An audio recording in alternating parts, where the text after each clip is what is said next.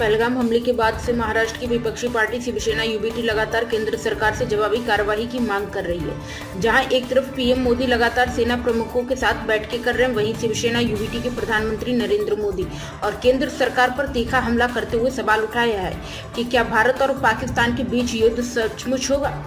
यह सवाल तब उठाया गया जब प्रधानमंत्री मोदी ने अचानक जाति आधारित जनगणना कराने का ऐलान किया, जिससे पाकिस्तान के खिलाफ युद्ध की चर्चा का रुख पूरी तरह बदल गया। शिवसेना यूबीटी का आरोप है कि यह कदम महज एक राजनीतिक रणनीति का हिस्सा था, जिसने धार्मिक विवादों को तूल दिया और जाति आधारित चर्चा का प्रमुख बना दिया। शिवसेना के मुखपत्र सामना के संपादकीय संजय राउत ने लिखा कि जब भारत पाक युद्ध की संभावना पर चर्चा हो रही थी, उसी समय प्रधानमंत्री मोदी ने जाति जनगणना के फैसले की घोषणा की। इससे युद्ध की चर्चा का रास्ता पूरी तरह से बदल गया। अब लोग धर्म के बजाय जाति की बात कर रहे हैं और यह बीजेपी की राजनीति का हिस्सा है। उनका कहना था कि युद्ध के लिए जो माहौल मोदी ने तैयार किया, वह अब राजनीतिक फायदे के लिए जातिवाद की मोड़ आ गया है।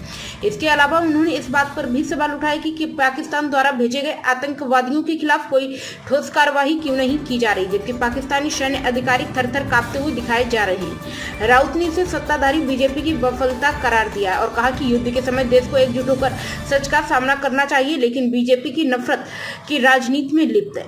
शिवसेना का आरोप है कि बीजेपी सरकार पाकिस्तान के युद्ध नहीं चाहती, बल्कि वह घरेलू संघर्ष और नफरत की राजनीति में व्यस्त है।